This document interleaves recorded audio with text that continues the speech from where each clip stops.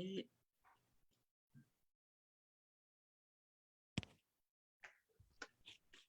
Bula binakabali na sema Mai. Melang manday na nanda sere.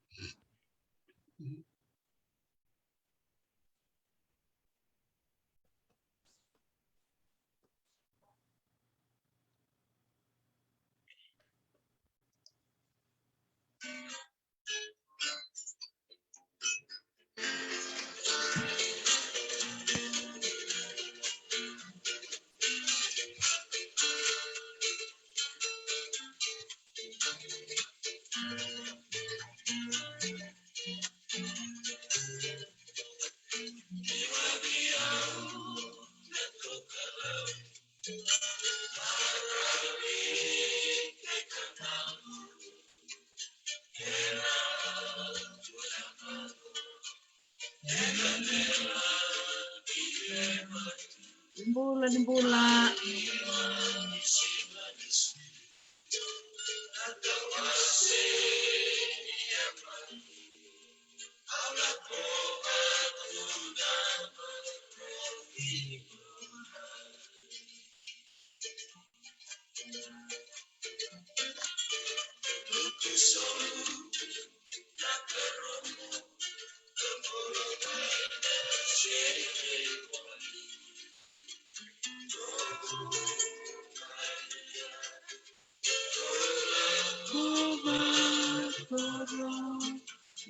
Di Bula.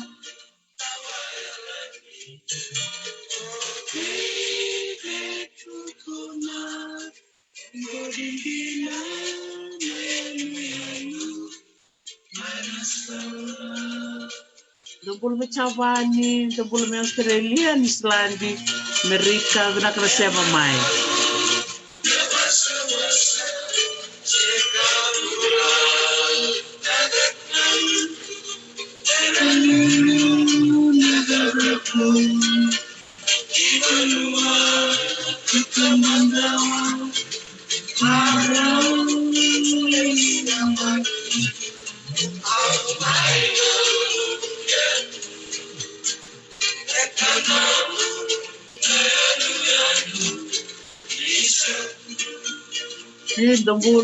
Dubul me namosi, belum nak sisi, nak ribangu, nak sema Mai.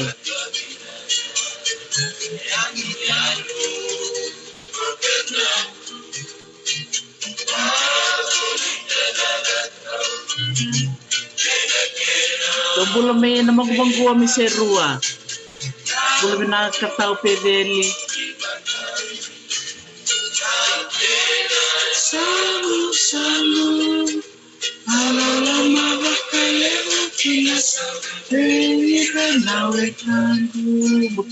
Bula binak may banua, di Kadavu, tumula sema Mai.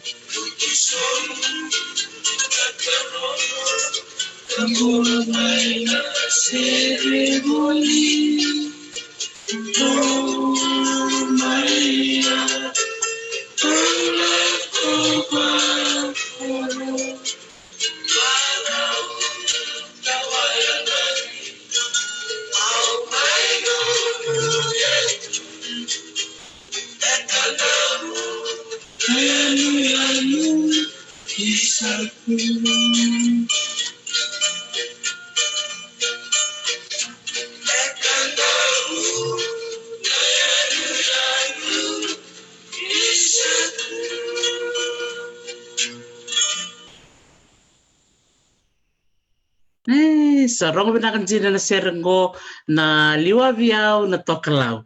Erto langata na vangan rokan roka ni sangani.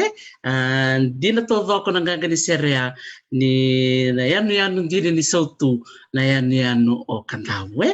Ngona Bula ke Kadavu and ngande tiko na Bula ko sita and viwa na Vitikina Kadavu bakchelo tiko na vendel ni abutambe na nongo yanu me Kadavu.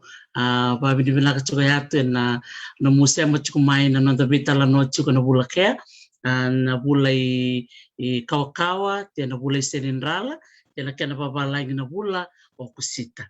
Da marautaki ni sanda mea da butuka na bi mama ni Bula ka Katina kau na chukuni singa, ni Bula o Kosita, kora chukuna walu na chini kau na miniti, vike muna sema chiku mai Nisilandi, vike mutalanga na sema chiku mai Vanua, mai Viti. Vike tuka Amerika, se singa tambu chiku. Sa kora chukuna chini, na chini kau na miniti na mbungi libu. Tapa binibinaka ni solitude na idengu ni Bula, menda mai sota na mbungi libu, ambongi ni Veitalanoa, ambongi ni Vivaungeti, ambongi ni rongo italanoa. Takilatu na ngona kanta stavu chika na ndre na buku ni mbata libu kana ko binti chini kagiwa. Yenda maro tekina ni mai chiko indua na nonde bata banikia menda mai sota babi wakani.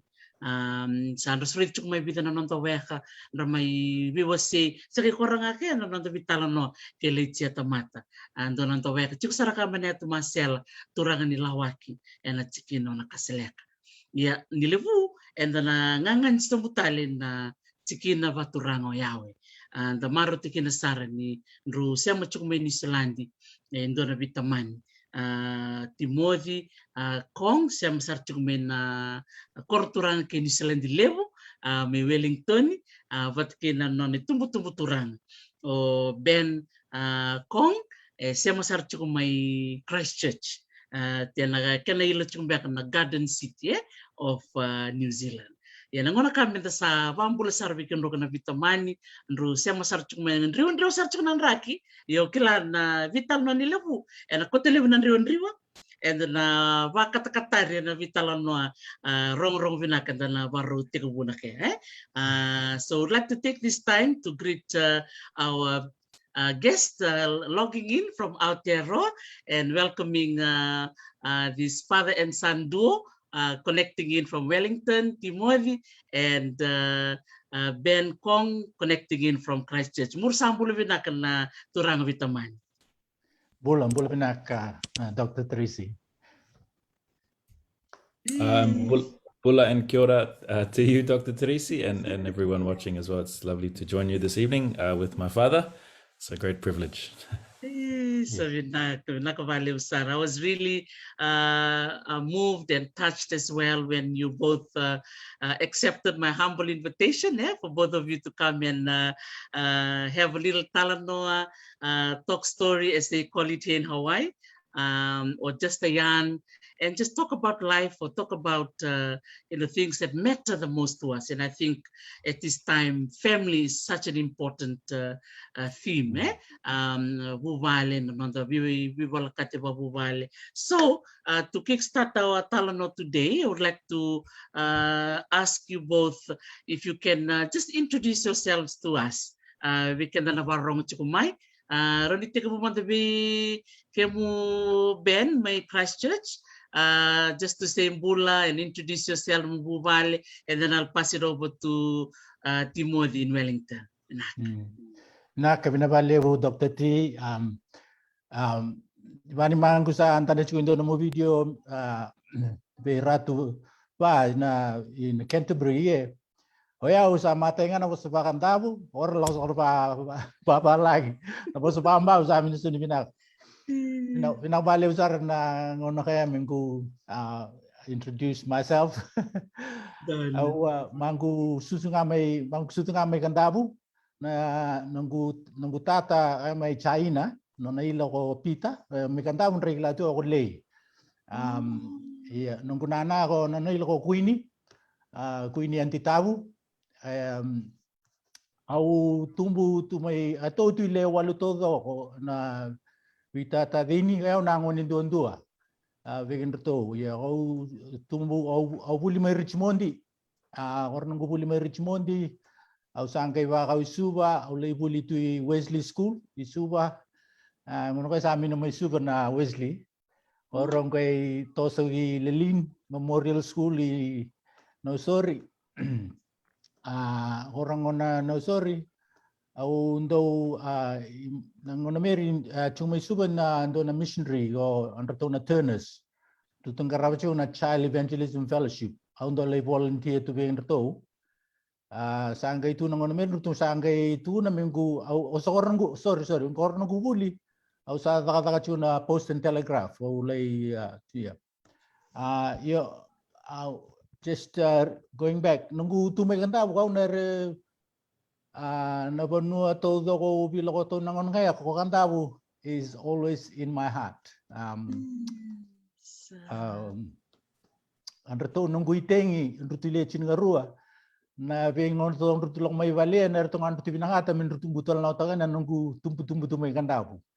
Na Veitalanoa todo ko bimbong in rutu samay mo de tue merong dotol na taga na tumay kanta ko nang gito na dudungi chiro na lasa tumay kanta ko rutundo lasa na lako ko vuli do talo min to lako Richmondi so nongon ta samber ko vuli baleta santa kana mango mga bale uta samber ko vuli do talo ta nandu wanan tamber tu vuli ang to na ngona merin ta kana kuita wanan tamber atu ko vuli rutundo tarangon pa ya wana wondolo wana ko vuli o indo to balang anda pa malu tu ngati we talo tu ko vuli au samay vuli tu isuba sa korang bubuli na 1970 au sangay lako may New Zealand may Auckland may vuli na Bible College gumay vuli tu in Bible College ito lambagi ngona merin do nanggu indo talana turang acu in Bible College na nono Esia wakaruru talanga basi Kadavu oh turang ni tata iyo kaya nunggu acu urmay cu patay satu may atalanga pa wacin na marami ni New Zealand ikaw may rumay sote nunggu wacin nunggu natinan ko Timothy nona ilo Olsbedi sa rumay vakawati rumay vakaulotu hi Thailand salay yang bagi chinga walu tu may Thailand sa so nangauna nanggubo sa patay sabi na kata sa amin sa pinaka sa Viti aulay tu may Thailand 1991 tu sangay list tali may New Zealand tu imbalta ko Timothy bata kay Simon ka Chanigarua ano to nangon ruto itolo na tangani ando na lewa samay vuli ko Timothy bata Simon samay vuli na high school bata na university iyo na nanggu wani mer na tu nanggu awa talo pa lelay nanggu Bula may nangon kaya nangon mer sa may iya kaya sa may rita tu sa tungay Christchurch sa Totoka saranga binakbali mo mo wasya may no mo italanoa ba rong binak no mundo italanoa ben to no mo iting ruto berong ng Bula may Kadavu sa Totoka naka nakabali sa mo wasya man italanoa mer kanduro tarungi Timothy if you can introduce yourself and tell us about your life growing up and what you remembered or connecting a little bit with what Dad has just shared. Over to you, Tim. Thank you, Dr. T, and thank you, Dad. I followed some of that. No, I think So my name is Tim. I'm Tim Kong. As in terms of normally, I would acknowledge my mountain and my maunga and Kadavu and. But I think Dad's spoken for it. It's quite unique. I was sitting here thinking this is the first time I've done an intro where my father, who I acknowledge in my pepeha, is right there as well. So, I was born here, but obviously my father's lineage is to Kadavu, to Nalotu. My maunga is Kadavu, and when you do that part of your pepeha, I spoke to Dad. I said, "What was the name of your awa, your water?" And he said, "I don't know. We just called it the creek." But it is Rikandikelo from my dad. Rikandikelo, yeah. And so I was born here in Aotearoa, and my mother is from here, from Timaru, and her line is from Scotland and Ireland originally, in terms of tracking it all back. But as Dad alluded, I was 3 months old when we moved to Thailand. They were missionaries there. And so I spent the first 18 years growing up in Thailand, boarding school in Malaysia and the Philippines for primary school and high school. respectively, and came back to Aotearoa, New Zealand in 1991, as Dad said, and I think of, in terms of all this culture and connection, I have this memory of, and we went back to Fiji 2 or 3 times at different times, because we would come back to New Zealand every 4 years from our time in Southeast Asia. And I always remember, because I grew up and my dad spoke Thai and English because we were in Thailand. Wow. And I remember landing at Nandi, and I think we'd come back from Auckland, and this story might not be right, so Dad might correct me, but we'd stopped in Auckland to collect something, and we got off the plane and the customs took it off Dad, and he didn't like that. And so my dad, who I'd never heard, or I couldn't remember ever speaking Fijian, launched in fluent Fijian. And I was all very surprised, because there was a whole nother person in my father there in terms of the language. But I have many fond memories of going back to Fiji. I'm grateful to Dad for taking, I have 3 siblings, Simon, as he said, Simone, Melanie, and Danielle. And he has taken each of us back to Kadavu and to Nalotu, and I've got, I don't know if they're fond. It was always very cold getting on the boat at midnight, and then the sailing across the Vunasia. But powerful memories, I think, in my mind and heart of that place, that little village, knowing that it had changed a lot from when my dad was growing up there. And yeah, I think it's been very powerful for each of us in our ways to have been taken physically back there and connected with there.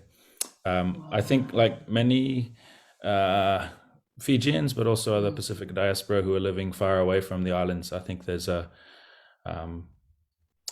big gap in terms of where we are and the lives we're living, and versus life in the islands and how life is lived there. But I'm grateful for my father for keeping us connected in ways. My 2 daughters are interested in some of these elements, and they're always asking for new stories and the different things. So that storytelling continues. So yeah, I think that's probably a good way of introducing myself. I can talk about what I do later on.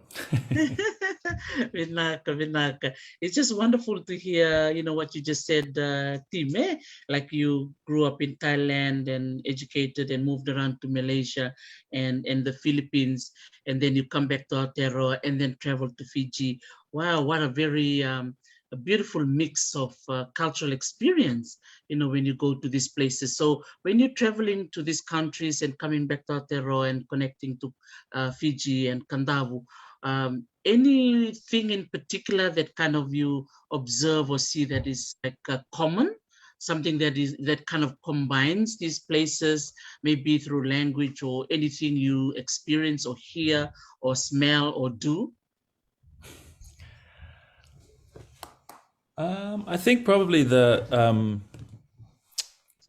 think growing up, I suppose as a child, I mean, like I said, I was 3 months old when I went to Southeast Asia, and we were missionary kids, and a very different multicultural experience. I think the people say it must have been an incredible upbringing, and it was. I guess when I look back, it was never different. That was just the way we grew up, moving and feeling in different places. I think for myself, and I can't speak for my siblings, I think one of the challenges and opportunities was you never quite fit in. So you looked a little bit Thai, but you didn't speak Thai. You were flying back to this place called Aotearoa, and your passport said that, but you didn't really feel very Kiwi. It was too cold, and the food was different from where you'd grown up. And then going back to Fiji, I think the thing I always felt was just heaps of warmth and love. I always remember my bumbu always give me big Fijian kisses with the big sniff, and she always had a big nose that would squash your face really hard. But I always loved returning, because it was, as I said, another group we were connecting with and another family, but we all were always welcomed in Nalotu and in Dalhousie and in Nandi and all the different places we went.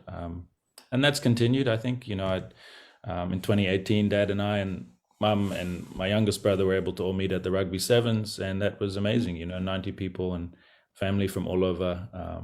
It's the same when, we drop into Sydney and see William or Pei, or, or up to Brisbane and see Lay. It's always family. And I think that's always been the most powerful part of being Fijian.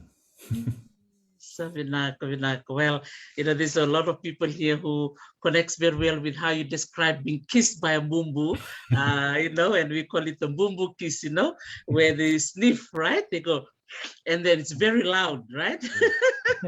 And you just feel all the love, and oh my goodness, it just takes you back, and all the love that envelopes your whole being. Yeah, whether it's that is just so beautiful the way you describe it. So yeah, so there's some comments coming through. Kalara Saleleo and Don Vinaka, yeah, the big bumbu kiss that we all remember. So Vinaka Van Levu team for sharing that beautiful memory of going over to Fiji. And again, with the travel to different parts of Australia, New Zealand, you always have family there too. So now going back to Dad, I just love the fact that storytelling. You have two daughters, Timothy, and to Ben, nanomundo italanoa venratou nanomiting.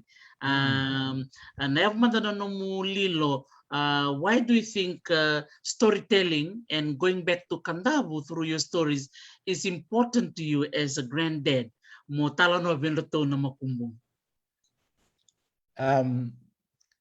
Nereu nakata na baleta van mangutuna Kadavu is in my heart, and it always will be. Wasota, I get emotional.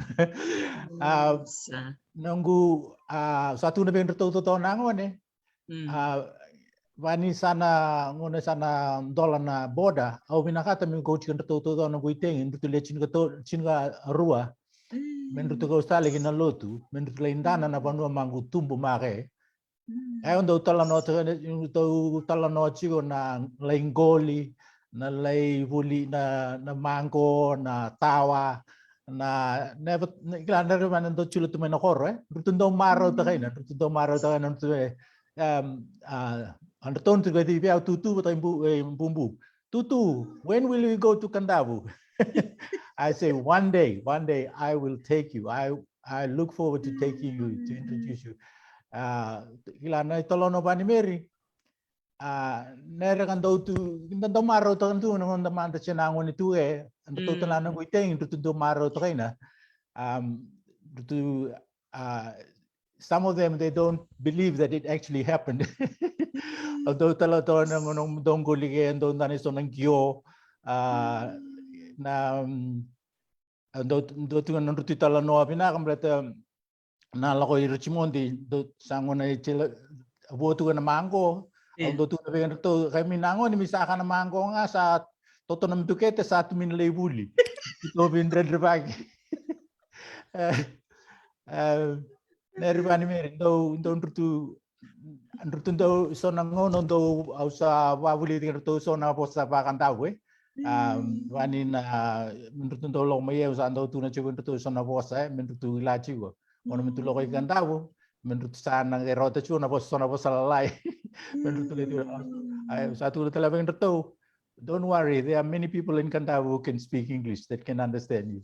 Iya, jelasar. Malah teman-teman kan ini selain delilai, ya? Iya. Karantini mer. Jelasar ngatung cukup mereka sili kecil, namago main narondo. Iya. Na rondo, iya. Serangan na rondo hari, na pagana tu nunggu nana kan ratou nunggu nana may pontok nandu matangkali na pontokana. Iya, ratou pontokana nandu bekoracha ratou nandu gele may na rondo. Ausangay vetu na tu Dr. T. Indo nunggu cousin or semi actually ratou na ay member of parliament semi Koroila Besau vanilla indo na revinan rutu sa chilang ratou. Iya, I will just mention it public rutu beta obo sa vegan ratou rutu sa sema indo nang gele sara may na rondo me chenoto na soto nangu family.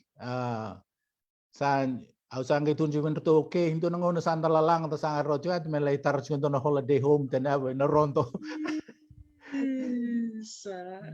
Totoka saranga isa matkun sarcengau o timur di baletan na itubutubu macilo o semi ena buku ni non relaku juga tu na sarvanua rani do manda no italanoa men baletan nero na numa men baletan na tulikur na bulon Yawe masaba ko teto timur di na video ni Dr. Kathleen Leblanc ano na malaka tilichiki na lut do manda no italanoa na manda siya na numa no siya lilay sa marautana wale usara na video Mary. Ungkunta naman tangan ko ne ulamila choke. Isa na marameri do tali takay na lengesrahan ko minlindani mangu na numa 2020 mengula ko menglesyo gay may bawat ng Nalotu. Iyo sa amin rin.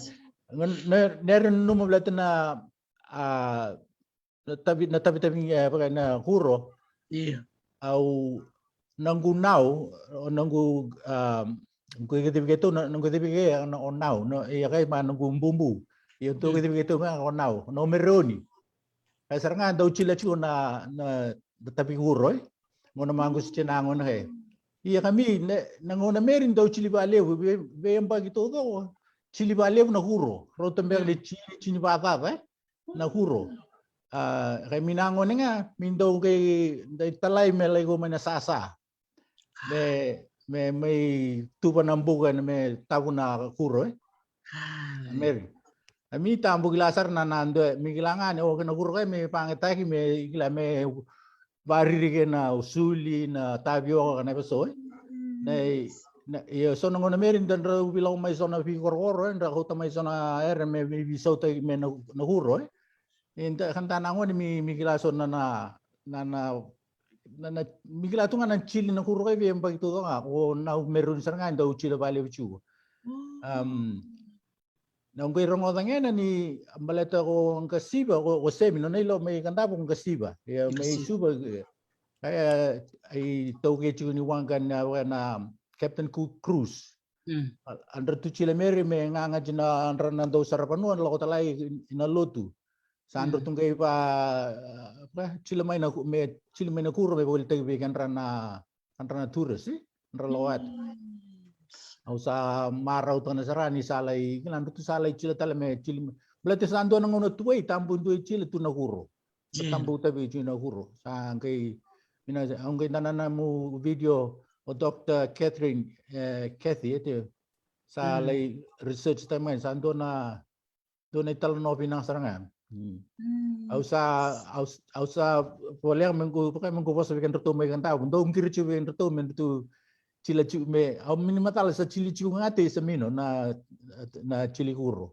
iya onu itu kini sarangai bikin tanah warung cuma ka kebakan tu warung cuma koro men Nalotu men apa ungge charcunga me chili cuma me kuni mino iya nere binang saranga chili me na kuro na me you don't want to lose the handcraft di nasaranga jena todok saranga nakabalivo ben mo siya mimire.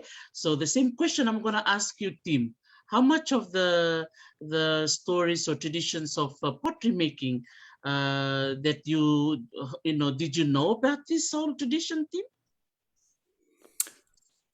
I knew a little bit about what Dad was describing there with going back to the village. We were talking just today. I said I watched the Dr. Katie's talk yesterday as well, and I didn't have any idea of the level of detail.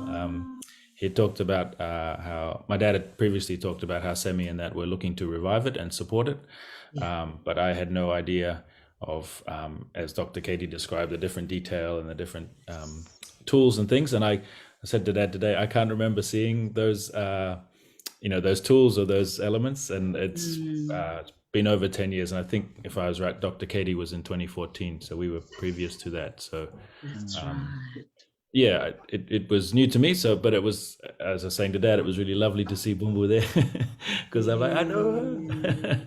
But yeah, understanding some of that. Interestingly, the conversations Dad had about pottery was actually led us to some of the, and I'm jumping forward to my job and my project, but some of the color palettes in the design. We were interested in showing some of the pottery color palettes through how the visual design of our site was to honor that. And not just from Kadavu, but pottery and how it's used across in other parts of Melanesia as well. So. Absolutely, Sabina Nakawale, for mentioning that here. So this is a very ancient tradition, and I know in Fiji, the only two provinces that are known for keeping the tradition alive is the provinces of Nanronga, Navosa, and the province of Rewa.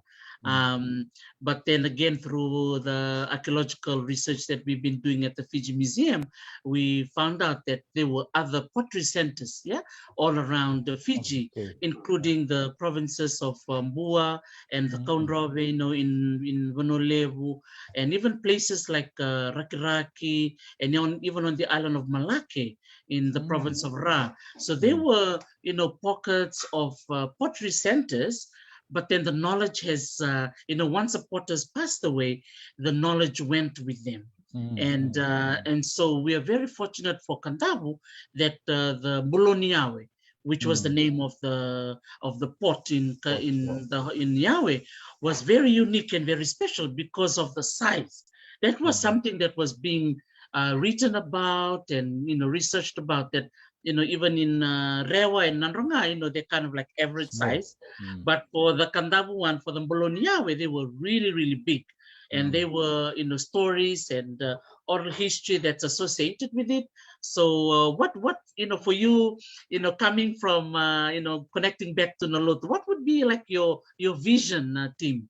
And your dream, like Dad is asking, are they still doing the work or the revival of the pottery making in Nalotu? But as a young person like you, team, and reconnecting back to your roots, what would be like your vision be in terms of looking at how pottery, the industry, should be in the years to come? Firstly, Dr. Tira, I just want to say Vinaka Vakalevu for acknowledging me as young. I don't get that very often, so just put that there. That's relatively. No, I think, I mean, specifically around the pottery, but I suppose couching it in the project that I'm leading, I'm fascinated by how often with cultural heritage and things like this, from a Western and academic perspective, we very much focus on content of either cataloging it or looking at it or checking it against other areas. But it was actually in our co-design conversations quite early on, Damon Salesa, who's at Auckland University, said it's great and all that some of these institutions have tapa beaters, but and they're categorized and beautifully preserved, but in Samoa, where he's from, they just sit on the kitchen shelf until you need to use them. And then the cultural bit is actually the doing. The context is how you use the tapa beater to make the masi, to think about how you're designing all the work. And I was thinking about that as I watched Dr. Katie's one, that whilst having shards or parts of pottery and in other in institutions is important in terms of trying to make sense of the remnants. The most powerful piece, and I think not just for Pacific cultures but for many cultures, the most powerful piece is how does that culture, how are those implements used, and understanding why they were used. I mean, Dad was talking a little bit earlier when I was chatting about how I'm not sure, Dad, if it was when you were a kid, but those pots were made in Nalotu and then traded with other villages who didn't have those skills, and that was a foundation of how the culture was moving and living and breathing.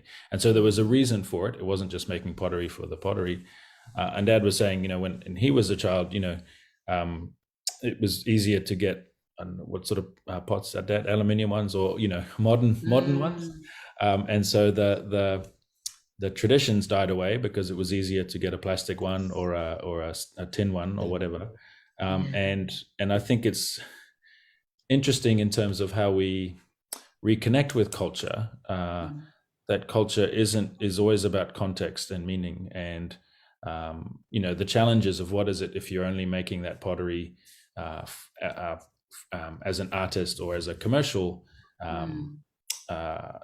endeavor versus what, as we said, was its original intent, that certain villages had certain skills and then they traded them with other villages to continue.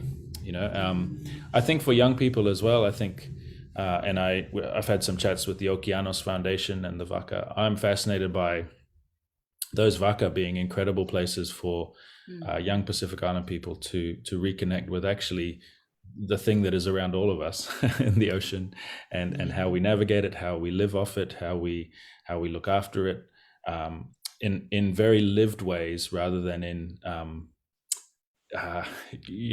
rather than just through a movie or through the environment. One of the stories I love telling is, or thinking about and going through this project, is the Marshall Islands stick charts, which are incredible,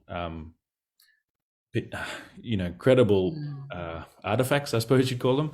But and when you think of that story and understand it, that it wasn't until I think the 1860s that the Europeans figured out what they were. And I go, and so Micronesian people were sailing across the North Pacific using these maps, for hundreds of years before the Europeans arrived with latitude and longitude. And then I was struck by how a normal default model of how that artifact worked was that, in a Western way, well, you take the map with you. And then you read a little bit more and you realize that Micronesian people, the elders and the experts in that, in those stick maps, as we'd call them, didn't take the map to sea with them. They memorized them and they were part of who they were. And so that when you were on the ocean, you were paying attention to the waves and the tides and the clouds and all of that. And I think that's the powerful piece in terms of reconnecting with cultures that we've been disconnected by because we had alternatives. And how do we start as a Pacific diaspora to see these traditions and cultural practices not just as artifacts for museums, but as deeply a part of who we are and who we could choose to be. No, absolutely right. When it comes to navigation and sailing, you're so right when you said that when it comes to navigation, it's all memorized, but it's also to do with how they feel. It's even for them to feel the ocean and the swells and all of that. It's like the whole five senses are all activated, right, when they're all there in the ocean. And you're absolutely true when you said that we kind of interesting, when you look at the role of museums. It's not just the artifact, it's what's behind it, who made them, for what purpose, and all the actions that goes with it. Timothy, so we'll come back to you on that one, particularly now leading into your project, the one that you're working on. But I'll go back to Dad and just ask Dad, membaleta na kuro. And bo son italanoa bo rongo ta tunu musichu may nalotu and a buku ni kenando chili na vesa. Bochuko so na isema so mbeka ni talo makao rongo ta num sierli lai na isema Mai Nalotu ken so tal mbeka na vanua I Kadavu. Mina sarangan tau tatiu minor ni então vem pagi todo ngai vani na may nangona mangus sa chanango na everything was done on a yearly basis vani na chili wai na chili huro nangona ni singin sudo na chubata ve na family na ve matangkali niyo kosota miningu na numero indoner plata na huro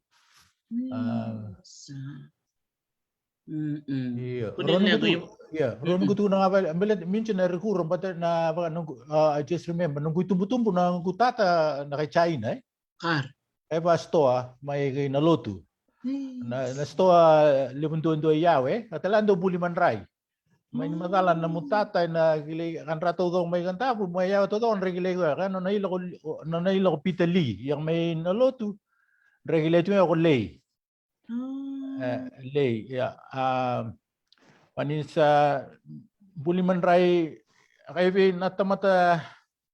I really honor my dad. Long my Jaina, ausalis tali Jaina, Dr. T, usaba muri tali. Sema mata may na isema mir, but ono nung search nga mukilan, dali leyado bana, punto leyado bana Mai Nalotu. Au nung sa chilo chikono chingu me volano na nona italanoa nungu long mai nungu tata ma rutu long mai rutu letolu mai Jaina long mai rutu ang kasabihan rutu da chuwe kongtai mani madalo na ando bigan rutu chuna chengwa tena ben store meri ia nungu tata nga wa wachi wate nungu nana ina lotu alai tekivu na store mai Nalotu chilana buli manrai talanga ban mang satu na ucha nangone nungu tata na tamata very strict ia kau nungu cha nangone buli ando toto nang kasi rutu buli balata bani ka mai Viti rutu warong wate nungu tata bani indonere nungu tata chila bosa rutu warong ia ngombe tu celela yung buli na koribuli menra na Wesley school babalangi Ninggu salis may bisinisi to tong dolo iba lang to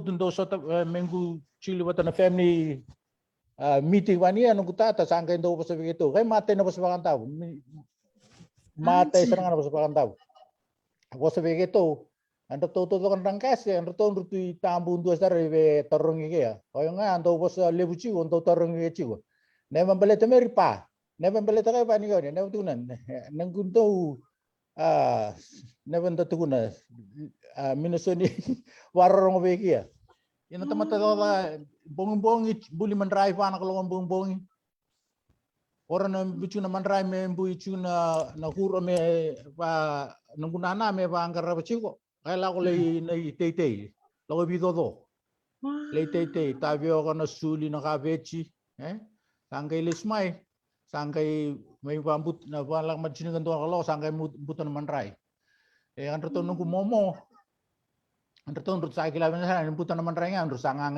sangangan may pale natu pala na tu sto pala chu sarangay na pachinchiro na pani Nalotu me dalaw pani kay kita wala na to chu ni na baka iyo mundalo kay kita pani mer sa na manray meri ganto pangatagi koribuli richimondi ngoni singin sudut sa ando waleta na balate sa buli manray ganto ton ram me buli manray me buli me cheho me nailaloma be kororo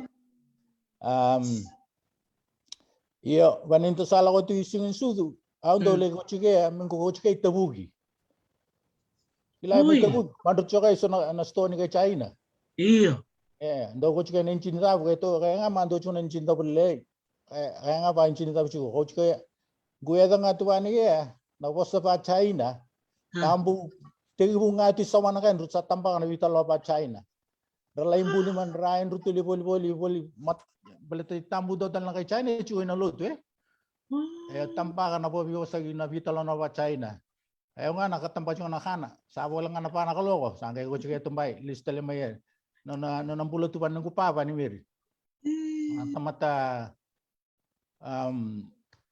ita ba angka ausangkay ngono sa tumay talent ausangkay tu na pa ngono meri sa may tu suba sa may retire tu sa usaban niya ausan na ko Jaina kay pa niya kunin la ko Jaina ausangkay ado Jaina sa iso na ngoni may bosoto na tolo valelinga ng batana iso na ngoni may Hong Kong tutulong may tu may talent autuna let me just go back a little bit ito tu lewalu itolo natangani tutule lima na lewa andro natangana ko ang kasabi ito san dondo ko Samsoni bata ay pita o va vicho pita Samsoni kay machena ito ni Kadavu Dr. T you know Kadavu the story of Kadavu iya kanawang kay iya o pita kay machena lubena sulibay nunggu momo kay machen kasi machi ko kong time machena lubena betama minuto lubena Kapag to na ilo ko asinga, paasinga. Kapag ako chivita i Jaina. E meron sempre sudigao. O pitang geles may vici sa bagitul sa bulu sa vakawati, sa balubeni tu may Jaina sa geles may. Iyo balak tangan na italon rumay ito kada kachueta i Samsoni. No tukang go Samsoni. Brother. Ngone merin do nambang merin tutulo ko mekaugi na manralo ngawe. Ando tu konton ra church ta na nakatawile. Iyo opita kaya machena clock. Tampo doon mendo lo na wangka, minikilangan na lo ko tanang. Ayo talaga manggubela ko na punto na wangka mangulo ki ngau talaga beto cheista. Au salo so boitu ang nomer mangu chome na sinu sa bulu chome lelin. Au salo so boitu na wabu sangay torong be pita. I would like to go on the boat. Bansara ko pita. You better ask Samson. Yo Samson na tamatandong boris tu nga ento reo. Sa reto na later mo ba? O sa punto ba sa list dali pale. Ang tutungin ruminlistan. Mate todo ko na wangkay. Kaya na nermer au sangkay na numatuaw. Au sa toro tu na ibolo pita na tokangu. Mengulo ko China. Bata may China cuma na wa China bata itulo na lubena. Au sangkay la ko to na bitete ni oi o Timothy tala mga sa lelito ko chuke on to. Sangkay ato ti Thailand, to China. Ang ratou nandun may translate kito so na may Hong Kong sa amin rin lao. O sa tun okay, we'll go anyway. Sangkay ato ti China. Sabi tartarabeta ng gusisten lo to sa ala ko en rutukoro. Horlay Racho sangkay la ko chung na Veitalanoa nga ba menda by action Yeah. Au sangkay la ko na boss ko na ngalwe na action na sangkay la ko na marama. It is a miracle, Dr. T. Sangkay la ko na marama kaya sangkay tu na bigito. We know you in Thailand. You speak Thai. I couldn't believe it. She said, I can speak Thai and I will translate for you. Through that, she translated for us. We spoke to her in Thai. She translated into Chinese. And so I got the, basically, my father and his siblings, I was told that my grandparents were so poor, they told the boys, just go and find somewhere that you can find, what your future. And that was the reason why they arrived in Fiji. But the good thing is that we as a family now can still connect to some of my family back in China. So, so I brought back my niece from China. She now lives in Fiji, lives in Suva. She's married and lives in, so the connection has come around again. So I thought I just mentioned that. Sorry, taking too long. No, that's so beautiful. Marautaki na sarangay, it completes the whole circle. Yes. But need to take Mai Nalotu. It's good to find out, what brought them in the first place. Yes. To listali China. And which part of China? Southern China. It's the town, part of Guangzhou province, a town called Kaiping. Well, it's not little. It's over, I think, from what I understand, over 1 million people live in that town. Yes, in the back in the day, yes, at you can go now and find your life and give you the blessing to go. Sanjin. Wow. Yes, that'll be really beautiful if we can have a documentary or a book. What do you think, Tim? I think Mom started it, Dad? Yes. No, so, I think absolutely, and I'm glad that Dad was able to tell that part of particularly the China story. I'm really proud of that part, and when I introduce myself, I always introduce myself as Fijian Chinese. In some ways, that is even more of a long line and a stretched line, if you will, in terms of I think visited once when we were young.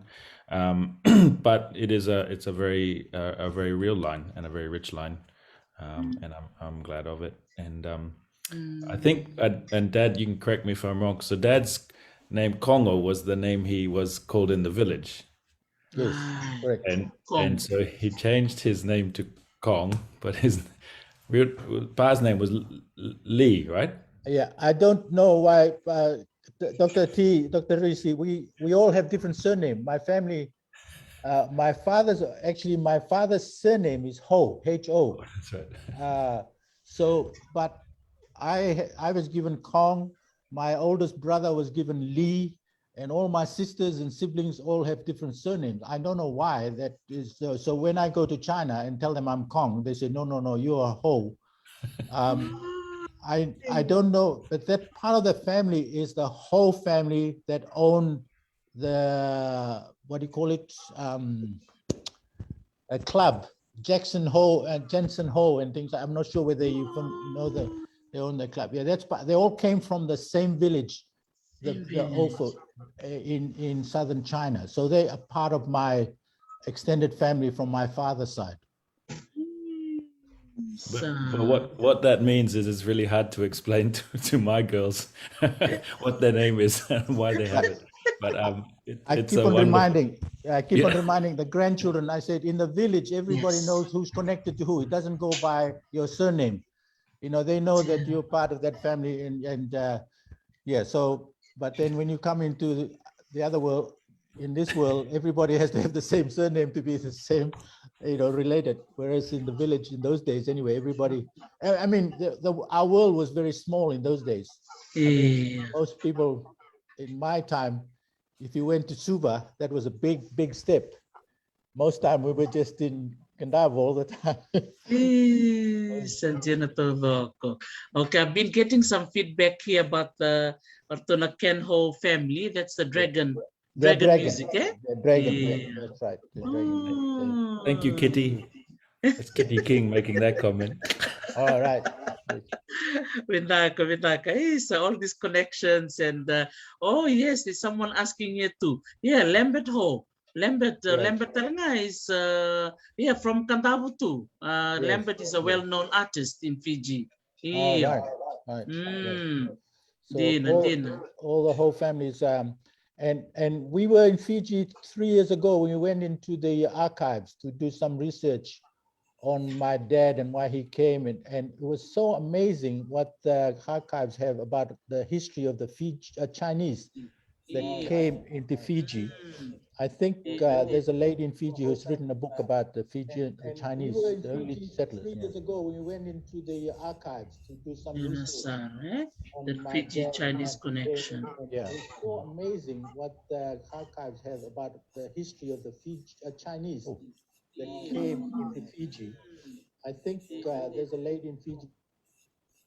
Yes, and Jaina Saranga. So question for you, Tim. How are you sharing these stories to your two daughters? Mostly by WhatsApp and asking Tutu to explain.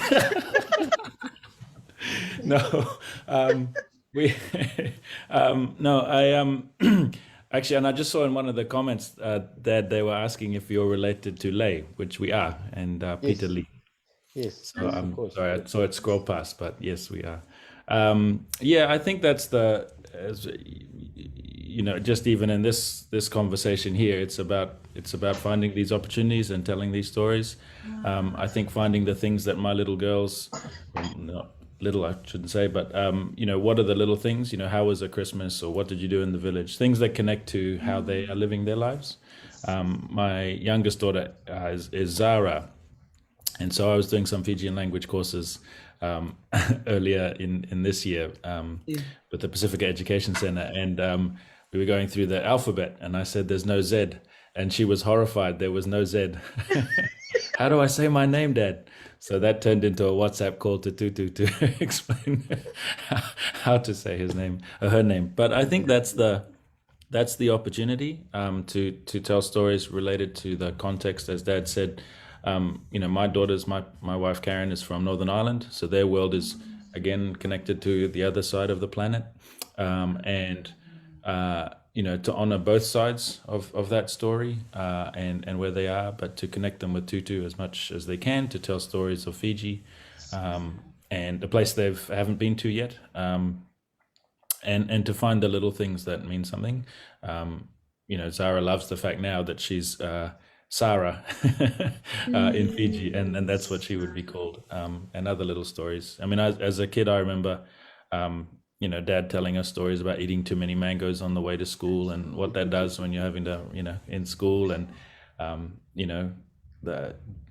his bike race and what he was doing on the beach, and I think all of those things, you remember them as maybe not as in a full sort of linear book, cover to cover, but little moments. And I know, whenever we catch up, and as I said earlier about family, whether it's William or Pei's house in Sydney or in back in Suvodalamesa, there's always stories, and the challenge is how to keep up, because it's usually going quite fast in Fijian, and to understand. And Dad has done the parts where she's translating the story and you're making the connection. So I think in terms of a book, I think it would be a wonderful thing. I think the ongoing opportunity, and I think in terms of crossing into my project, what I was saying earlier about lived culture, I always constantly reflect on most of our institutions in the West are based on a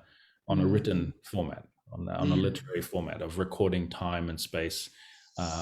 Shipping lists or birth certificates is always a written construct, and because of that, most of our institutions are designed to store words. They have shelves for books or boxes for papers, and even as Dad's just described, in the village we all knew each other, and so we could have multiple names, and that doesn't compute when you come to a Western world that manages by written down lists. And I hope the opportunity of this project is to start making even conversations like this more visible. Our promotional video really spoke to the heart of the connections. I think for Pacific Island people are based on the stories they tell each other. One of our brilliant friends of this project is Opeta Aliafaa, who's at USP, and I always hold quite close his words, where he said is, we are an oral tradition, but we need to respect that, and we need to honor that. If we don't record them, our oral traditions pass away. And I think in an opportunity, you might, and this sort of goes to that, as Dad said, we've moved away from Fiji in many ways, but in many ways, the tools that have been developed on the internet allow us to connect. I mean, your platform and using Facebook Live and YouTube is a fantastic example, but places like Clubhouse or WhatsApp groups where people are telling stories are all there. And I think if I think of this project is about making visible and accessible cultural heritage for people in and of the Pacific.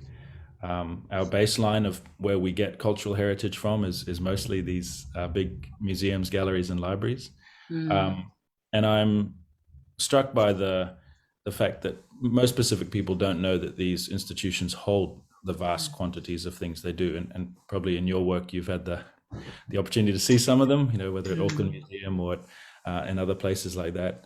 But I hope with this project is that if we can make them visible to people, then two things can happen. They can understand that they can go to these places and ask for them or explore or find out more about them, whether they're in Australia or New Zealand or the United States or in some of the islands that have collections, National Archives of Fiji, for example. But more importantly, I think if they know about them, they can start to italanoa about them, start to talk about them. Even as I said with Dr. Katie's, I hadn't seen that, but actually that video then led me to talk to my father, who told me a bit more about Bombo Ulamila. And then that becomes the enduring piece that I can hand on or that I hold in my head.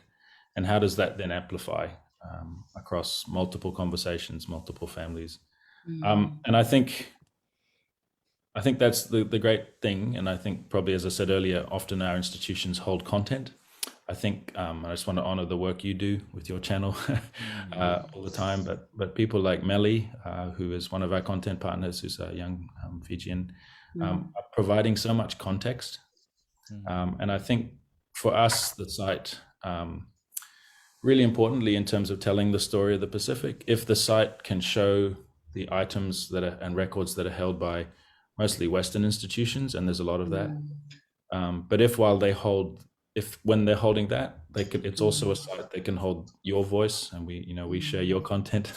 If it can hold Pacific-based voices alongside these big Western institutions that we see as the holders of truth, I think if we can give Pacific Island people the opportunity to tell their story on YouTube or on Flickr, they're telling them on Instagram stories right now, and they're making connections. How do we lift up and hold those voices? Because I think that rebalances the narrative. It rebalances our understanding of the Pacific. Even again, for me, learning that story about stick chats, that's just been through my own reading. And if more young people can see that actually, this Pacific is an incredible place. I think the story I often say in my talks is the Pacific is 33% of the planet's surface area. And mostly our mental model of the Pacific is it's a huge ocean we fly over, between Sydney and Los Angeles, and these tiny little islands on it. That's one mental model, tiny places. And the other model, I think, is it's the one island we go to for our holiday. And I'd love to hopefully with this project start to open that mental model, that each of these islands are amazing places, whether it's Niue, which is so small, to Tokelau, to Tuvalu, whether it's north to Yap, to Chuuk, whether it's, to Papua New Guinea, which is the biggest one in the whole Pacific, and a mountainous country that many people have never seen a beach. It's not all sandy beaches and coral reefs. And yet it is this incredibly diverse and amazing, as it said, blue continent. I think if our project can enable Pacific Island people, diaspora as well as based in Pacific, to see that and the opportunity of that, I think that's a very powerful thing.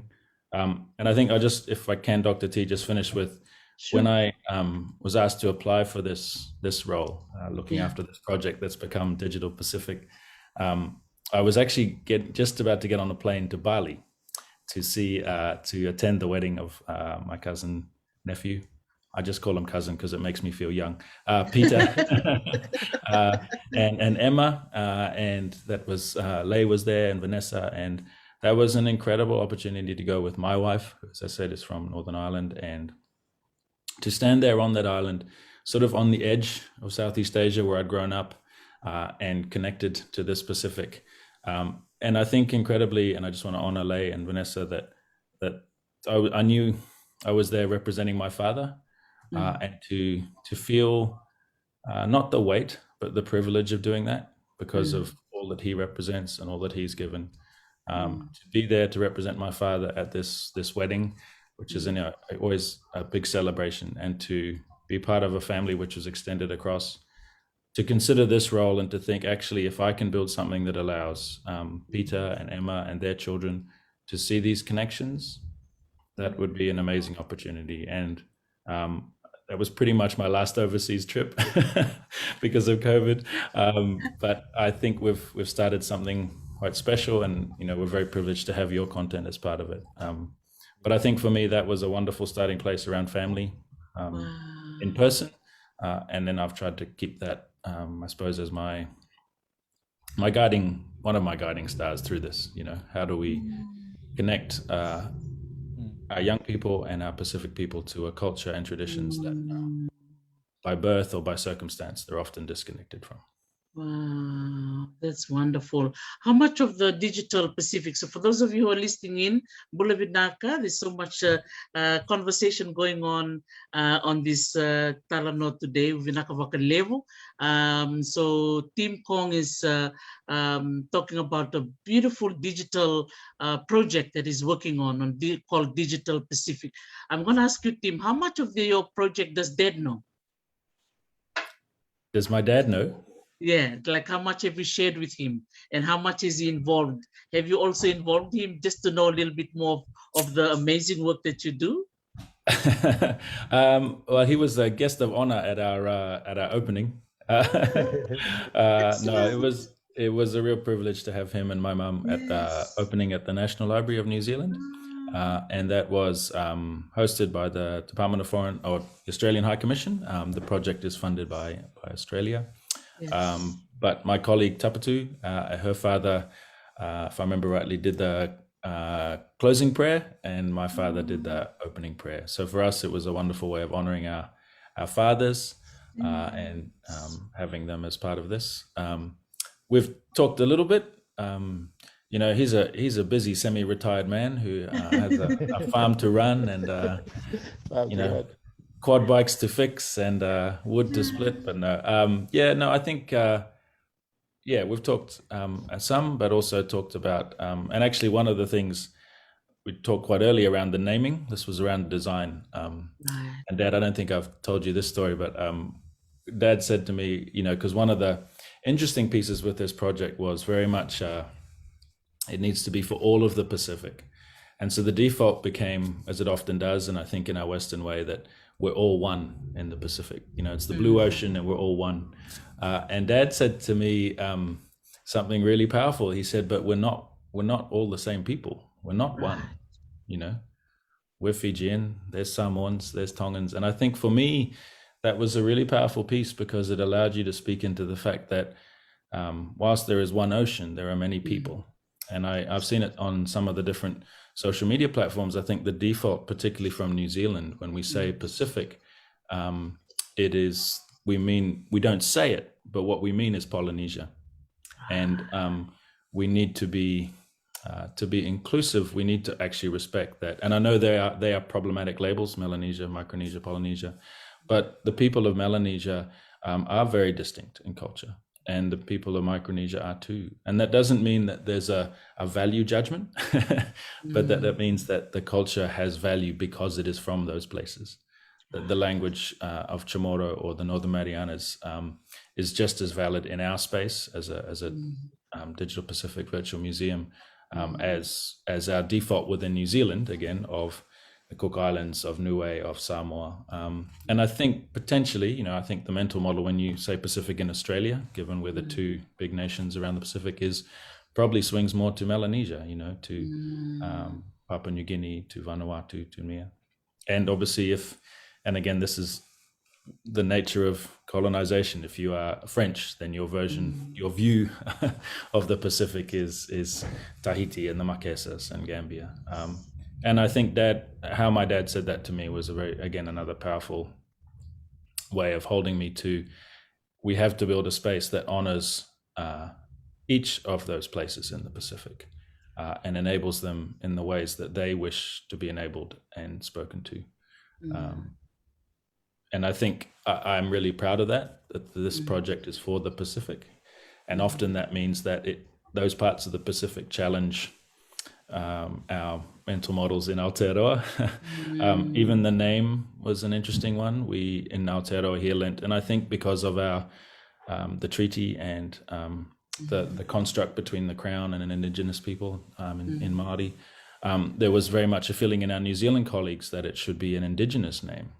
And actually it came back quite clearly from our colleagues in Micronesia and Melanesia that if it was an Indigenous name that represented Polynesia, that would exclude the North Pacific and Western Pacific. And the name we settled on, and digital, and then Pacific spelled Pasifik, is what it is.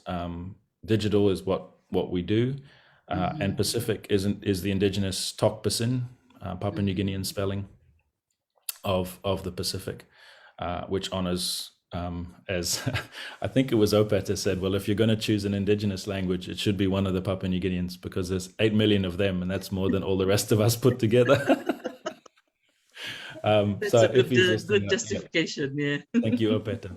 But that has been an interesting, and I think it was a very powerful conversation to be part of that because a colleague of mine who's Pakeha said, that must be really tough, because you've now got something we don't often see, tension between Micronesian and he said that, how do you navigate that in an inclusive way? And I said, well, I'm not sure how, and this was at the start, I'm not sure, but it's not a tough conversation. It's a wonderful conversation. It's wonderful because we've never had it. We've never considered that maybe respecting indigenous voices means the only way of being inclusive is to use the problematic language of the colonizing powers, because that's the one that allows us all to speak to each other, while we still honor the fact that we speak a multitude of languages. And I think I hope, in terms of how we've presented the site and the whakapapa of how we've spoken to it, kaupapa, sorry, respects that, that actually, if you are Samoan, you want to see Samoan culture. If you are from Papua New Guinea, you want to see Papua New Guinean culture. And we should build a space that enables you to do that. Wow, that's wonderful. And for your team, have you always been, sort of interested in digital media or IT? Has this pathway for your career kind of was something that you planned to do to be where you are now? I don't. Dad's probably going, you never knew what you wanted to do. No. Maybe Dad can say something too after that. Afterwards. Yeah. The external view. So I trained when in 1990 we came back to New Zealand, as my father said early on. I trained as a political scientist. That was my studies at university. And I see Johnny Cheers in the chat, so I remember him being there while I was trying to become a university student. But my degree was in political science, and then when I finished my degree, I didn't want to go straight into more study. So at the time, I was quite interested in maybe foreign affairs, but at the time, and probably still, they needed their graduates to have law degrees as well. And I didn't want to spend more time getting a law degree. So I headed off. I actually did audiovisual work. I moved to Auckland and worked in a corporate audiovisual, so setting up projectors and speakers and things. And then I did that for 3 years, and then I went to the UK, and I actually ended up traveling and touring with bands. So I toured with doing video production with bands like the Chemical Brothers and Underworld, 9 Inch Nails, and a few others, big bands of the time, and really enjoyed it. But when I got married, we came back to New Zealand, Karen and I, in 2003.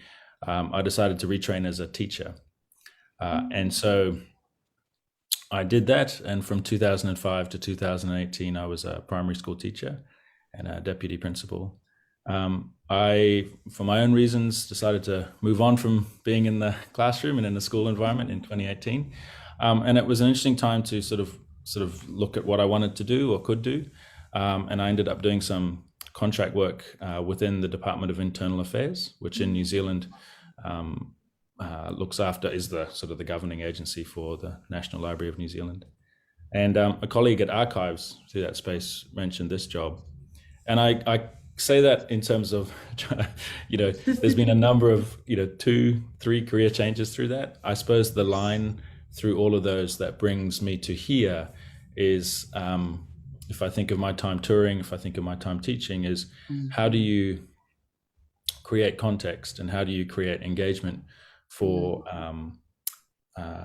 people that have come to see a thing or to understand a thing? When you're putting together a show for a performance, it's and I think importantly, how do you work with multiple people and different skill sets to bring a thing together? Whether it's putting together a show in a small club in Seattle or putting together a big show on Glastonbury stage, whether it's working with a group of teenagers to understand maths, or exploring science with 11 and 12-year-olds. Each of those are about finding a point where you meet them and support them to understand or enjoy a thing better. So I think that would be the line. I suppose in terms of this this role, there's been a lot of diplomacy required, and some threading of multiple challenges and multiple realities. I don't know if I can draw a line right back to my university studies there, but there's been definitely some a requirement to tread gently, but also to be respectful of all parties as you navigate through the space. Wow, that's amazing. Thank you for sharing that. And there's a few career changes that you've highlighted. So I'll go back to that. Nona vivi so chico nona nakako timo di Ben. Dr. T, when we came back from Thailand, it was very, let me just say that it was very difficult for all of us adjusting after living in Southeast Asia for many, many years. Right. You had to come back to New Zealand with a different culture. Yes. And I think for our children, it was also difficult for them. So we're very proud of them and the achievements that they have. I know for Tim, he had went through some very, very difficult time after graduating from university and just trying to find his way in life. And we are grateful for many friends who supported him through that time. And we are very proud of him and what he has achieved with his family, of course, and with the work that he has done. And I think now the work that he's doing, it's a wonderful responsibility of to be able to do what he does, and it's something that will carry on into the future, that will enrich many, many lives of people from the Pacific. And we are so proud of him and what he does, and I know his family is too. And he's hopefully that's what I need to say at the moment. Yeah. Thank you. Yes, because I was going to ask you to Ben, for your choice of coming over to Aotearoa and to come and attend the Bible school. What kind of support you had to take that step from Richimondi to go over to Wesley, to Lelin, and then over to Aotearoa? What was the pathway and the support that you received to bring you over to New Zealand? The idea, I worked, as I said, I volunteered for CEF, Child Evangelism Fellowship, the Christian organization that teaches the gospel to children. And the idea was that for me to come over and study and then to return. Now I was at that stage working, doing my apprenticeship with the Post and Telegraph, which is based in the the post office now. And I really, really enjoyed my work there. That's the kind of thing I like to do, technical thing. At that time, I was attending Wesley Butt Street Methodist Church. So just briefly, I was kind of in between whether I should go to New Zealand or whether I should stay, because I enjoyed my work so much. When I went for my interview, for the last interview at the end of the month with my boss, who was a British guy, English gentleman, he said, Ben, I know you don't want to resign. I've actually thrown away your resignation letter. I said, I beg your pardon. Anyway, what made me decide? He said, what do you want to do anyway? I said, well, I want to go to New Zealand to study, do Bible study. I want to go to Bible college. He said, oh, you want to do that? He said, you know that church up the road, every Sunday they wake me up when I want to go to sleep. And he carried on about it. And that was Butt Street, my church. And at that point, it was like God was using that man for me to decide to go to Bible college. And so I said, yes, I want to resign. So that's how I went. And the people that supported me was actually the Bible College of New Zealand. They gave me a scholarship for 3 years. So they were the Christian people of New Zealand that gave me a scholarship for 3 years at Bible College, which I am forever ever grateful for. And all my time in New Zealand, of course, I did some work during the holidays and to be able to get some pocket money. But apart from that, life was very simple. Everything was provided for at the Bible College in Henderson, Auckland. So life was simple, and it was okay. So wow, that is wonderful. Totoka and Jaina. Yes, Tim. So, Dr. T, I just want to add something to that, and I don't think I've ever spoken to my father. This is like Oprah. This is like Pacific Island Oprah, Dr. T. You're doing very well. Bringing us all together. One of the things I want to just acknowledge my father for, and as he acknowledged his pa earlier, I think growing up as missionary kids and lots of different tensions depending who you talk to. I was always struck by the manner in which my father conducted himself, of respect and strength, and I always acknowledged him as, you could see how he was respected and held, and I'm always struck by it. He said earlier around in the community in Thailand, I was always struck, and he said earlier that it was hard to return to New Zealand, a place that we were supposed to call home but had never lived in, and a name that was on our passports but we didn't feel at home in as children. I looking back, recognized that the steps he took then were absolutely what he needed to do for his family, and he came back from a place of respect and honor and position and place, and we, he's not a ratou, but we joke about that, but he came from a space of honor, and he came back to no job. And I remember that one of the foundational memories in my mind of what is required, or what you do, or what you can do as a father, was him getting on his bike, and he cycled off and he took a job in the Verkerk's meat factory.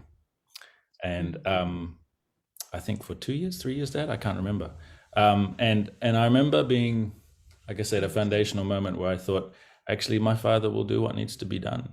Yes. And I remember we'd been back about 8 months, and I think it was Mum's birthday, and he came back on his bicycle. He cycled off to Briscoe's on his bicycle to buy Mum a microwave.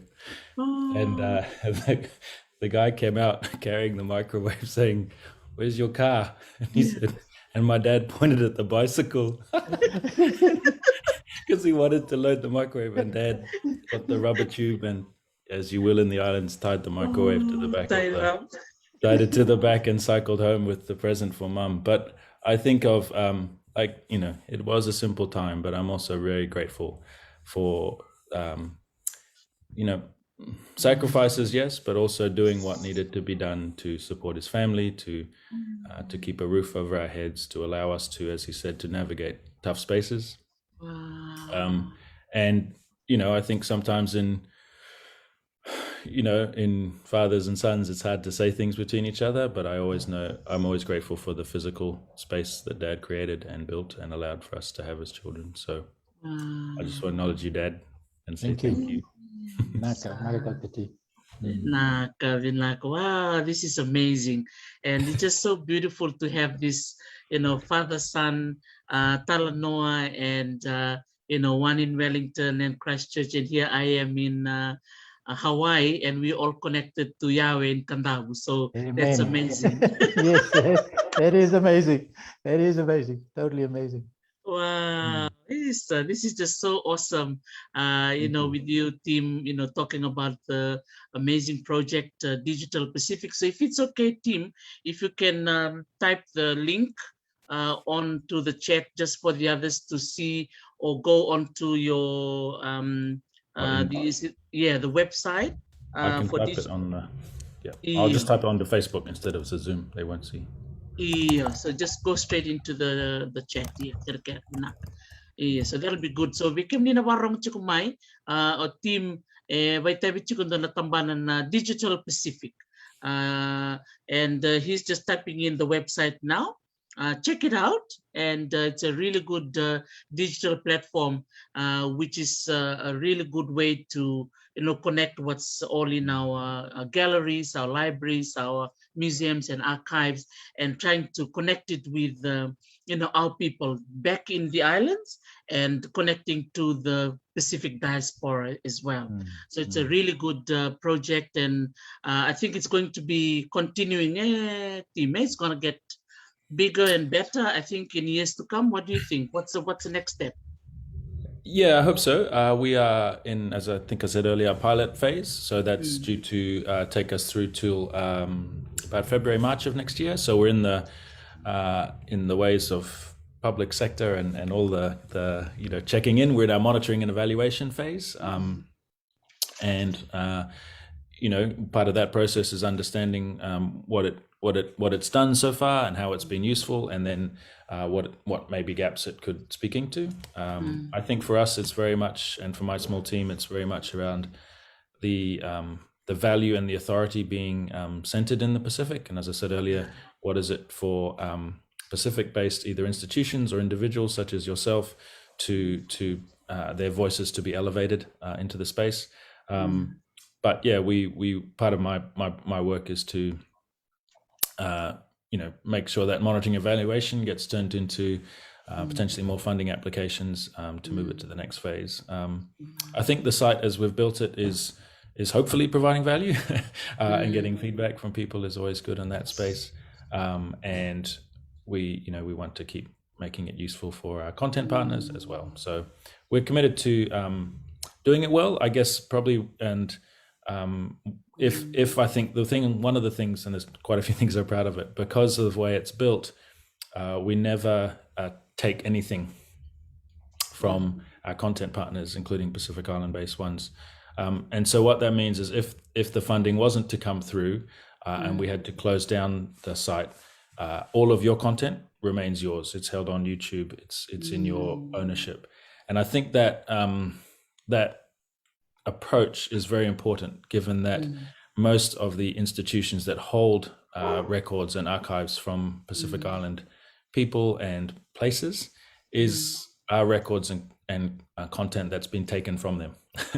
And so for this site to not do that, for this site not to take anything from Pacific Island people, but to lift them up where they are and to acknowledge them where they are. And then if we were to be shuttered, all of that content and metadata remains with them and in their control and authority. I think as we head into a digital world and a place of digital storage and digital authority for Pacific Island peoples, that is a fundamental concept, that they retain control of their voices and their stories, whether it be in song, whether it be in talk. That's very important for me. So that's not to say I want it to stop, but I think it's important to know that it doesn't take anything from our people. Very good. You're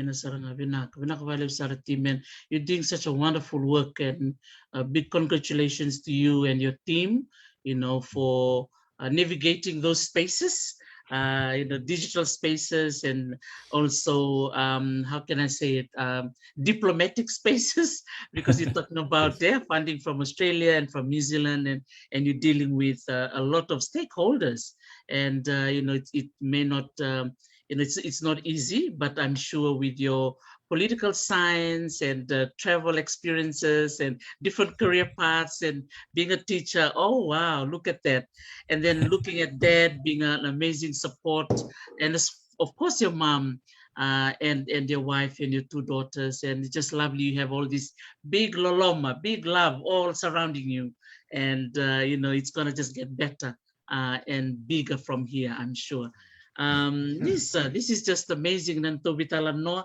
I'm just thinking back, going back to Nalotu and thinking back of all the Munimango in Nalotu and walking to Richimondi and all those sacrifices you took, Ben. What would be some of your lasting advice? We can run warong chukuma. We have some young people listening in, and most of them are connecting in from not in Fiji, but outside of Fiji, and they're wanting to reconnect back home. What would be your advice to them, Ben, in terms of reconnecting back to the Vanua?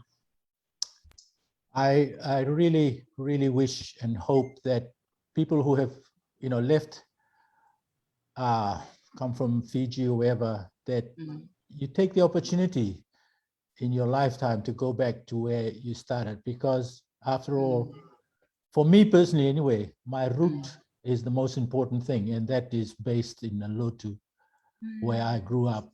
Those sandy beaches, coconut trees and things like that, which I hold dear in my heart always. And as I said at the beginning, hopefully one day I can take my grandchildren back to those places and let them walk on the beach where I walk, swim in the river where I swam, pick those fruits that I went to, and and just to experience those things that I experienced, and because they are precious things of life. And of course, for me, and I know for Tim, our family is the most important thing. That's why I want to take my grandchildren so they can remember those things. And of course, for me and for my wife, our faith is something that I became a Christian as a young person, and I never knew where God would take me. And God, sometimes when I was in Thailand, couldn't always believe where God took me from Kadavu to the cities of Thailand. And it's particular, we went to South Thailand, which is right on the border between Malaysia and Thailand. And somehow there, it was like living in Fiji, actually. There was a lot of coconut trees, the beaches.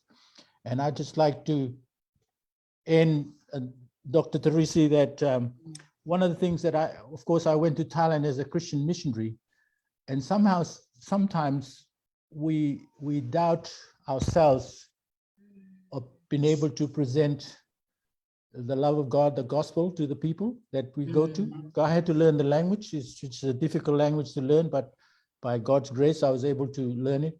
And one of the things that I remember doing in the village, you know how I told you in the village, we every year we do the oil, nawaiwai. We have to scrape the coconut, karina new. And one day in the village, I remember distinctly that they were in Thailand. Of course, they use a lot of coconut to make their food. So they were scraping the coconut, and I was sitting in the village, and I said, "Oh, let me help you scrape the coconut." Yeah. And of course, the Thai people, most of the missionary, in fact, 99% of the missionaries that were in Thailand were from the Western countries. Right. So when I went and I sat down and scraped the coconut, the people say, "Oh, you know how to scrape coconut." That simple act of scraping the coconut was a bridge to be able to share the good news, the gospel, to the village people, just because I can scrape a coconut, which is kind of silly thing to think about, but very much by God's grace. And I look back, that's where I grew up, in Kadavu, scraping coconut. And God used those simple things to be able to show his love. Yeah. Oh, wow. There's a map of Yawe there. And I can see Narondo.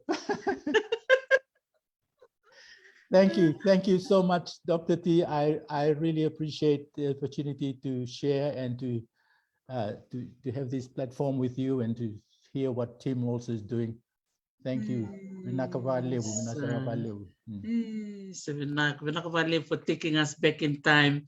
All those memories na kariniw, na leidudong yung kalolo, itiro. Iya, na tumbale le vuli sa lengo tumanda na vuli chilmanda na sumango. Yeah. Yeah. So, the teacher is waiting for the students of Nalotu. No one turned up. They all under the mango tree. Next day we got a kanakuita. So today you're kana mango, the next day kanakuita. Yes. Vinaka for all those beautiful memories, Ben. Over to you, Tim. What's your any words of advice or anything that you want to share? Because I know you've got lots of cousins and friends all connecting in via the chat here. Anything else you want to say, connecting you back to Nalotu? Yeah, I think, so when I think of Nalotu, I have this wonderful memory seared into my brain. I think the last time my father took me back, I was living in London, and I'd flown back in Auckland and then flew out. And I remember sitting on the front of the bow of the punt, looking down into the water, and it's beautiful clear water just off the coast on the reef on the Nalotu, and looking up at Kadavu. And I knew that, you know, the magic of air travel, I would be, you know, in London, in grey London in the middle of winter in about 4 days' time. And I remember just looking up, and it's almost like a movie montage, you know, you have that thing. And I remember sitting in that moment, you know, knowing my background, and as Dad said, you know, all the challenges you go through and adjusting to life and finding yourself a little bit. And I remember thinking, this is home. You know, I may never live here. I may never, you know, ever move back to Suva or to Fiji. I may not know the language, but there is something that connects me to this place. And I guess you know, in terms of speaking to any young Fijian or Pacific Island people, I think honor that and know that, you know, whether it's through getting to know your stories or your songs or your mother or your father and their stories, if you can. And I know it's challenging in COVID times, but if you can get back to your places and see them, because I think what I'm most grateful for is that I know they'll always be welcomed back there, no matter how far you go. And I think to have those roots, you know, is a really important thing in a world that's constantly changing and is very tumultuous at times. But also, I think I'd want to say to young people that you can, and I think, you know, as I said, with this project, if we're lifting up Pacific Island voices, my brothers and I always joke that Fijians are always successful where they are because they choose to be where they are. And I think sometimes it's hard to find Fijians in community because they step out and find their own place and succeed on their terms in relation to the where they are, whether it's Sydney or LA or wherever. You know, I think of some of that family I've met in San Francisco were amazing, and they're being successful on the terms of the places they are. And I think to do that as cinematographers, as athletes, as teachers, to do that and to be proudly connected to Yawe, to your place in Fiji, wherever it is a very important thing, because that strength and know that you can be successful, but always be connected to the island is, I'd want people to see that it's awesome to be from where we're from, you know. It's not it's exceptional, you know. We're not the rule, and so we have the ability to be exceptional. So do that, be brave and be exceptional, and have fun. Always have fun. Yes, absolutely. That's the bottom line. And whatever you do, follow your heart, follow your passion, and you know, just watching you both sharing your talanoa today, and you know, when Dad was talking about you know, nalay kanamango, so mi mango tiko sa tanum nalay vuli, and also remember asking my dad too, because my dad is from Totoka. And I used to ask him all these stories because I'm the only one that was born in Suva. So he used to tell me, oh yeah, on my way to school, my dad always tell me to go and feed the pigs. All right. And in my mind, I'm thinking, you're going to school, why you have to go and feed the pigs on your way to school? And so one time I asked him, so what time do you have breakfast? What time do you gather the food for the pigs? So I'm trying to, you know, make sense of what is going on in that morning on his way to school. And then one time he said, you know, he had to go and feed the pigs, but he was so hungry, he did not have enough time to have his breakfast at home. But he opened up the bag and had one piece of tapioca for the pig. He ate it. So that was, you know, stuck in my mind. So the next question I asked, so, okay, you had the tapioca that was meant for the pig, but you had it. And how did you have a shower? You know, I was trying to make it, you know, asking. He said, oh, that's okay. I just jump into the galolo and jumped up again and put on my uniform and so that was just so beautiful, the way he said it. It was so matter of fact. It was normal. It was not normal to me, but it was so beautiful. And then for me to see the sacrifice, that my dad did, going to school and listening to his father, and following everything my grandfather says, and ended up in Suva, and I ended up, going to school so I can be, be able to do what I wanted to do. So again, acknowledging all the dads. Dr. T. So thank you so much. We came in barong chukumai. Vinaka bale sara na barong mai na Veitalanoa ni lebu. Veitalanoa dangangan sara tu na puno baturango Yawe. Dangangan sara na Mai Nalotu. Rusema chukumai na turanga veitamani. Rusema sara chukumai Christchurch. Watki Wellington. The maros tekina na non rumai ndamben rumai Veitalanoa. Rumai wase chukuna non Veitalanoa ni bubal. Sema tala chukai Jaina. Sema tala chukui Irelandi, sema tala chukui Scotland, na bibo no meri van meri na vuli ke burubura. Sama chukutala kai ni Silandi. Rong binaka na Veitalanoa ni da sema lista tala chukui Kadavu.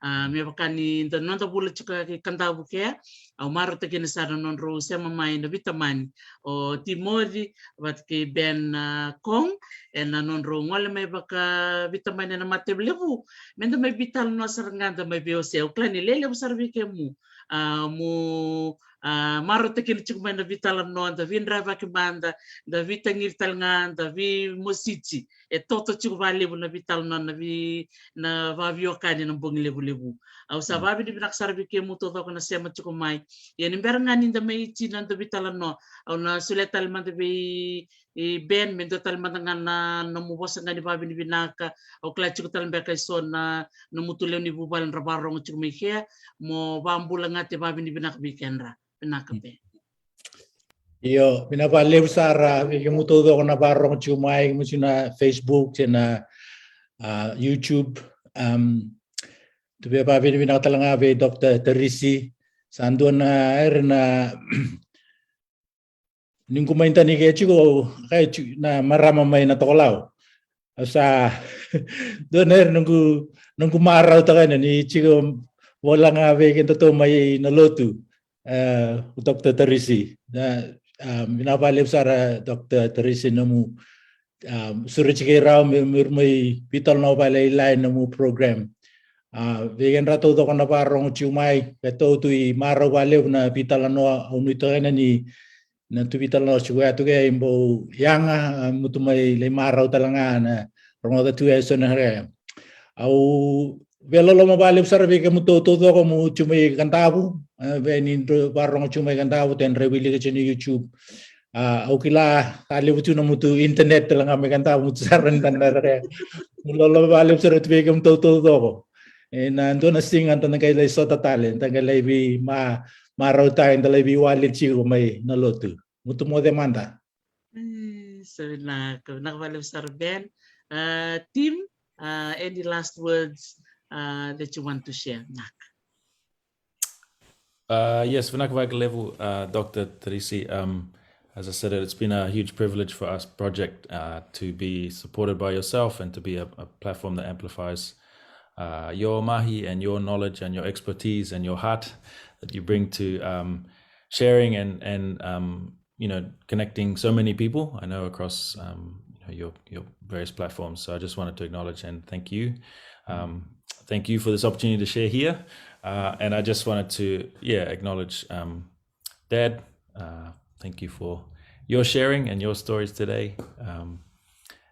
Dad told me he was a bit nervous because he didn't know how his Fijian would hold up.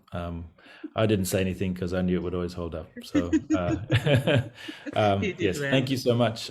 We look forward to seeing all the talanoa that you lead. I did drop my email into the comment thread, but I'm happy to be contacted and if you're able to share it at all. But if anyone is interested in the project, very happy to speak to that and see how it's going. Thank you so much for your time. And very much appreciated. Nakawalem sa team nagvalib sara ben bikim ruka na turanga vitamani sava mat sarcha vali bikim ruka mitakin menanga dotan langona membera ngai mitamani tal na Veitalanoa sarong binakan Jaina, and the team one day will invite you again to give us an update about your project, Digital Pacific, because I'm sure there's a lot of people listening in who are very interested to know about this project and how they can contribute to it too.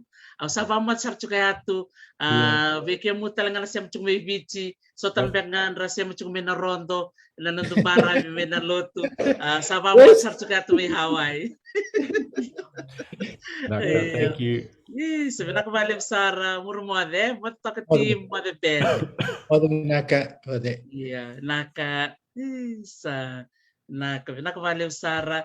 Dapat ini binak cukup balik menurut vitamani, Rusia cukup melebu, and nonton Veitalanoa cikgu ngangan tu Yawe, and korba turangon na lotu, lebu Sara na biwa sein da ciru cukup lebu, and Esia cukup ababi okani, Veitalanoa cukup ni Vaka, may ciru cukup tim. Sema todo ko na wasa Pacific todo ko na sema tichuko ni museum ni archives, libraries na galleries ni ratou na be tambani matin tuliliwan ka sangay binakach me sema talbi kenra na luniban mo kana na Pacific may na wasa Pacific na biyan yan kay kenra na satu ibalanye tapos di naksar chuko bitim na nona takabanganga ana buku ni nona karabat chuko na tambana ka na Digital Pacific na kana website sa boleh chuko na chat ke bukai sonda binakata mendra wilika mendra berongoda na kena taka chuko timu gelilo ngake au sambi chuko na chat line di fae na kembali besar sabama dan bikim ni todo ko na barong chuko main na bisi biti burbura meda talangon na katarava ni mademanda mode naka sa